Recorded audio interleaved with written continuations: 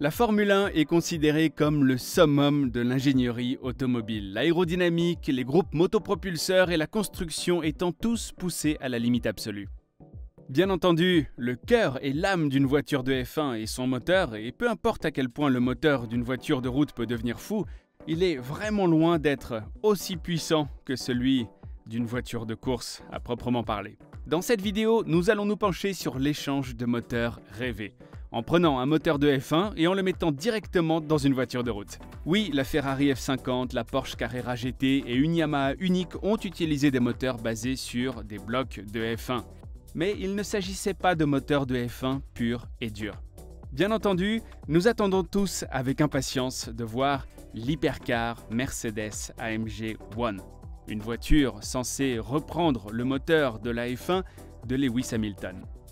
J'ai personnellement vu cette voiture à l'essai sur une piste top secrète au Royaume-Uni et on peut dire qu'elle n'était pas au mieux de sa forme. Ce n'est un secret pour personne qu'AMG a eu du mal à faire fonctionner la voiture, surtout à basse vitesse. Et lorsqu'elle est passée devant moi, pour être honnête, on aurait dit une moto de MotoGP avec des ratés. Alors, contre quoi Mercedes va-t-elle se battre? Pourquoi est-il si difficile de mettre un moteur de F1 dans une voiture de route? Mais avant de commencer, n'oubliez pas de vous abonner et de cliquer sur l'icône de la cloche pour ne manquer aucun contenu de Drive Tribe. Tout d'abord, les moteurs de F1 ne sont pas les plus faciles à démarrer. Les moteurs de F1 ne peuvent pas vraiment être considérés comme des moteurs clés en main, et ce en raison des tolérances élevées qui sont intégrées au bloc moteur. Les espaces entre les pièces mobiles d'un moteur de F1 sont minuscules, l'une des caractéristiques qui leur permet d'être si efficaces pour créer de la puissance.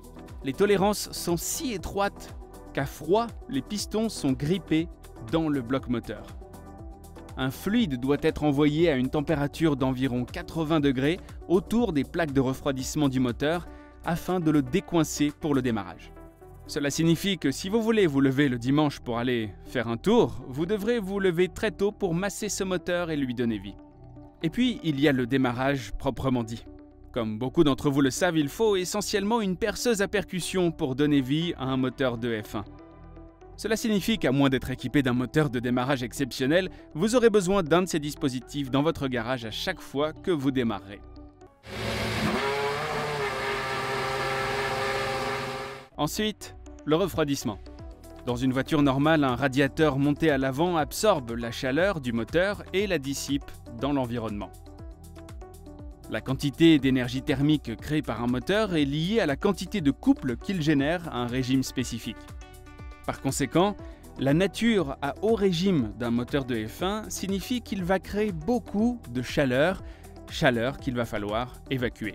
Si vous voulez monter un moteur de F1 dans une voiture de route, je vous suggère de prendre le système de refroidissement avec lui, étant donné qu'une voiture de F1 utilise deux énormes radiateurs de chaque côté de la voiture à l'intérieur de nacelles.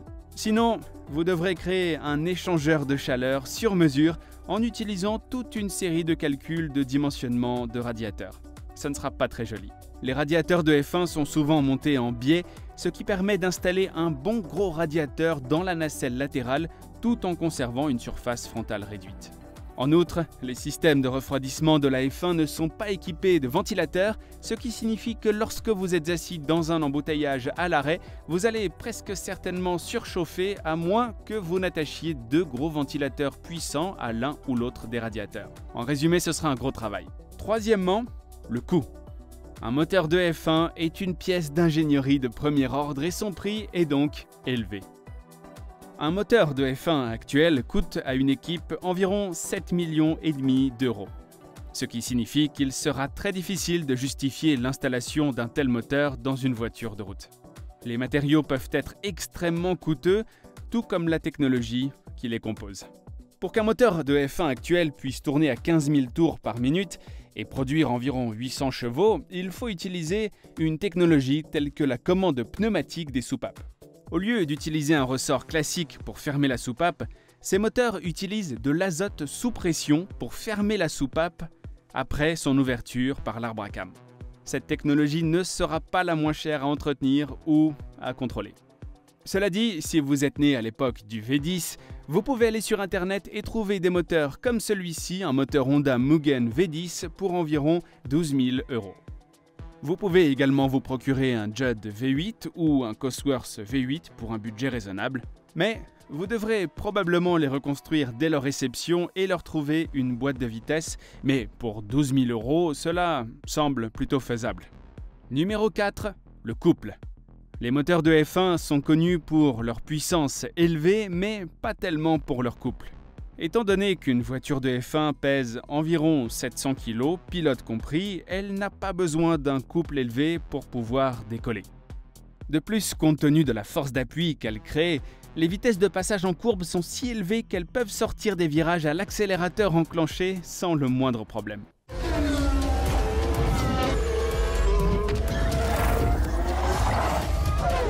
Cela signifie que les moteurs de F1 sont conçus et réglés pour produire une puissance élevée et des pointes de couple à haut régime. Les moteurs de F1 produisent un faible couple par rapport à leur puissance en raison de la course courte et de l'alésage large des pistons. Cette course courte permet aux moteurs de F1 de tourner à un régime beaucoup plus élevé que les moteurs de voiture de route normales et donc de produire plus de puissance. Mais ce manque d'effet de levier de chaque piston se traduit par un manque de couple. Dans une voiture de route aux performances normales pesant entre 1200 et 1800 kg, un moteur de F1 devrait vraiment travailler dur pour se faufiler en ville et faire avancer la voiture. Toutefois, de nos jours, un moteur de F1 suralimenté aurait bien plus de facilité qu'un V10 à aspiration des années 2000. Grâce à la turbocompression et à l'assistance électrique qui servent essentiellement à combler le manque de couple en bas de la moyenne. AMG a déclaré qu'il s'agissait d'une hypercar et qu'elle utiliserait ses moteurs électriques pour se déplacer en ville, donc ils n'ont même pas besoin de s'embêter avec le moteur à des vitesses lentes. Enfin, la durée de vie. La F1 a beaucoup changé pour la saison 2018. Chaque pilote ne dispose que de 3 moteurs pour toute la saison. Cela signifie qu'ils doivent être vraiment fiables. Mais si on remonte dans le temps, il fut une époque où un moteur ne durait qu'une seule course, sans devoir être reconstruit ou simplement remplacé par un moteur entièrement neuf. Les contraintes auxquelles est soumis un moteur de F1 sont énormes, en raison de la férocité de la combustion et de la vitesse des mouvements de va-et-vient. Une F1 V10 illimitée de ce début de millénaire peut tourner jusqu'à 20 000 tours par minute, ce qui signifie que chaque piston monte et descend 300 fois par seconde. Si l'on tient compte de la masse du piston, celui-ci peut subir une force de 10 600 G pendant son fonctionnement. C'est énorme. La pression des cylindres, quant à elle, peut atteindre 1500 PSI par seconde. Il n'est donc pas étonnant que les moteurs de F1 soient fragiles.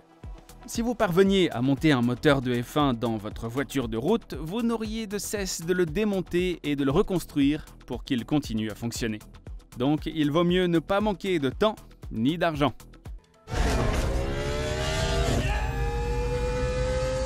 J'ai parlé de tout cela du point de vue d'un moteur de F1 que l'on monte sur une voiture de route. AMG, cependant, aura construit une voiture autour du moteur de F1 de Lewis Hamilton, ce qui est évidemment la voie à suivre, mais ils auront quand même dû penser à toutes les choses que j'ai mentionnées dans cette vidéo. Par ailleurs, comme nous le disions, l'argent peut résoudre bien des problèmes dans le monde de l'ingénierie. Ainsi, un projet comme celui de prendre une Ferrari F1 V10 et de la mettre dans une Ferrari pourrait être possible si vous étiez assez riche et psychotique pour le faire. Alors, comment AMG va-t-elle rendre ce groupe motopropulseur hybride turbo de 1,6 litre fiable?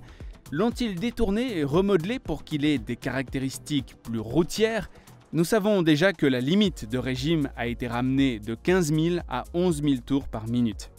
Comment vont-ils gérer la quantité de chaleur qu'ils génèrent et sera-t-elle capable de démarrer à froid régulièrement? A-t-on donc abaissé le niveau du moteur pour le rendre plus rentable? La conduite lente sera-t-elle assurée par les moteurs électriques, le moteur de F1 ne s'allumant que lorsqu'il s'agira de donner un coup de fouet à la voiture? Après avoir vu la voiture passer devant moi en trombe il y a un an, les questions ne manquent pas.